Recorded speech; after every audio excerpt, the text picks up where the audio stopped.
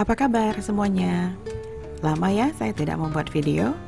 Kali ini saya akan menunjukkan jenis-jenis sukulen yang saya coba letakkan di tempat terbuka sehingga sukulennya terkena sinar matahari secara langsung, juga terkena hujan secara langsung. Kebetulan beberapa waktu atau beberapa bulan ini Bogor sedang musim penghujan, jadi setiap hari hujan. Boleh dibilang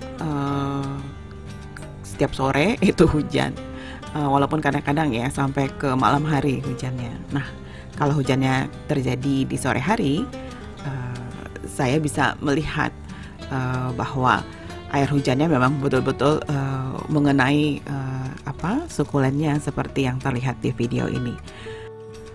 Di lokasi ini sebenarnya ada atapnya yang terbuat dari plastik transparan, jadi ada sebagian sukulen yang ternaungi secara penuh, tapi sebagiannya lagi itu hanya ternaungi sebagian saja, jadi bisa terkena sinar hujan dan juga mendapat sinar matahari secara penuh. Seperti terlihat, ini ada sebagian sukulen yang saya letakkan di dinding yang tingginya sekitar 1 meter. Jadi ini adalah sukulen yang terkena hujan secara langsung. Sementara yang lainnya itu saya letakkan sedikit agak ke belakang, jadi mungkin hanya terkena tempias, walaupun kalau hujannya sedang deras itu bisa terkena air hujan juga dalam jumlah yang cukup besar. Nah, ini kebetulan sedang hujan sangat deras, ini bisa kedengaran suaranya yang lumayan kencang.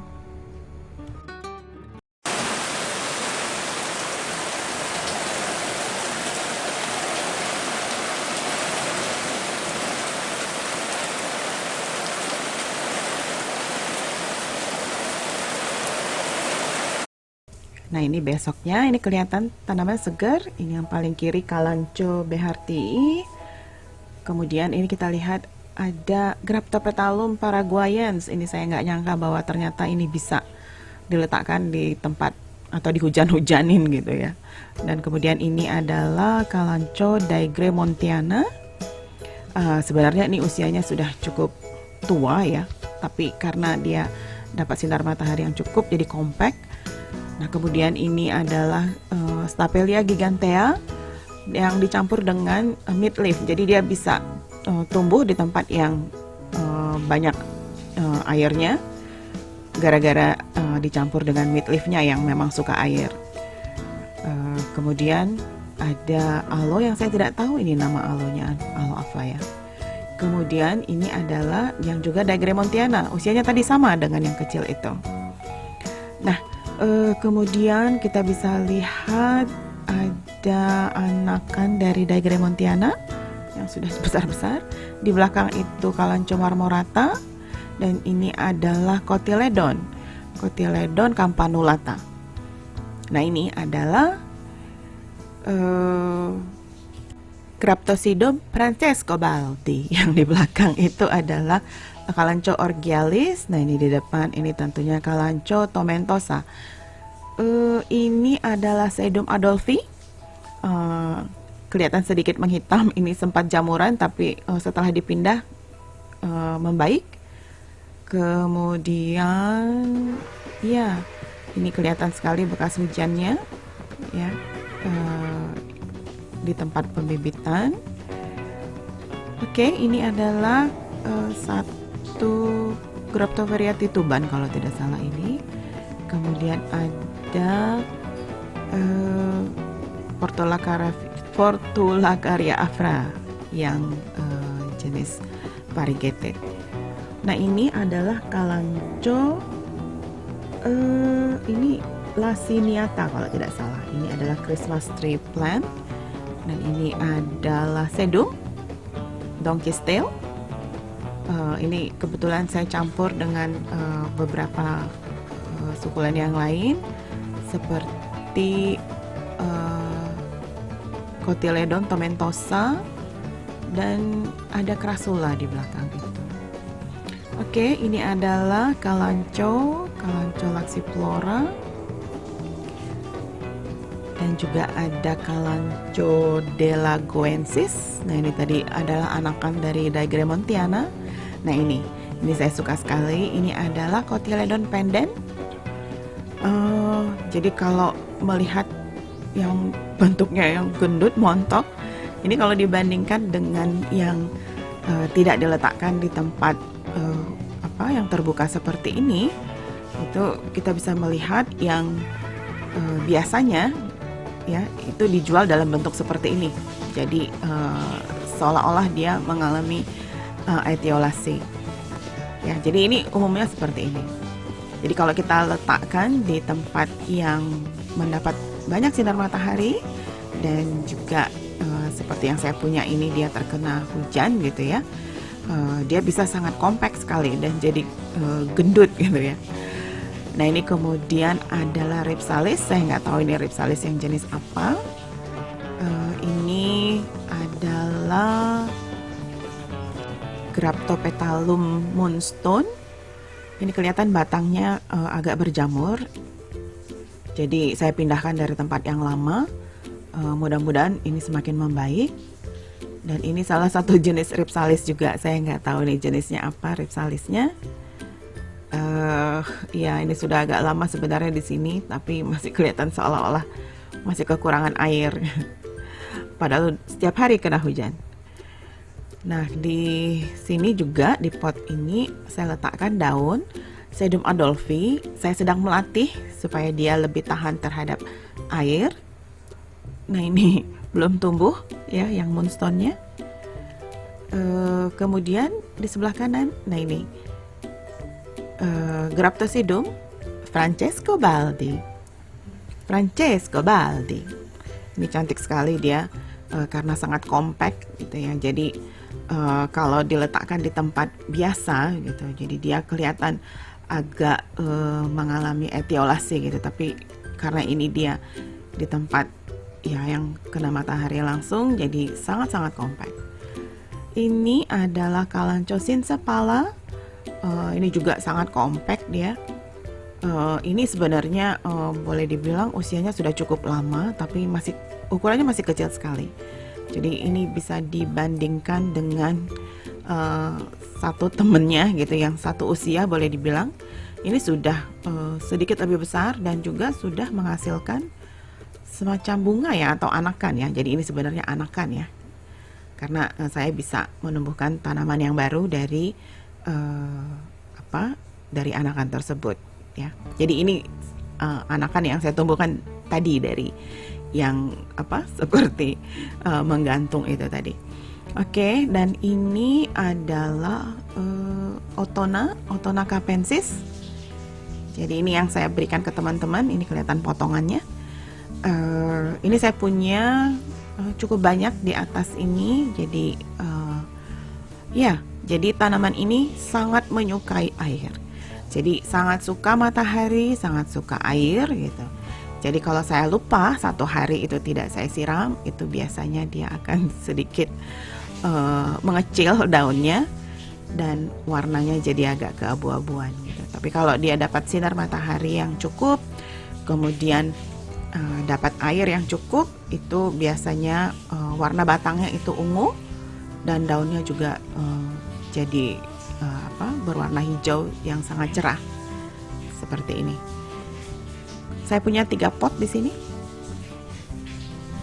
Jadi cukup banyak. Jadi cukup mudah tumbuhnya. Jadi kebetulan saya juga sedang menumbuhkan satu di pagar rumah gitu ya. Saya sedang coba lihat apakah dia bisa tumbuh lebih baik dibandingkan yang ada di atas ini. Ini sebenarnya saya letakkan barengan dengan String of Dolphin. Cuma ternyata String of Dolphin itu tidak terlalu tahan terhadap air gitu. Jadi walaupun masih tumbuh tapi kelihatan agak menderita dia.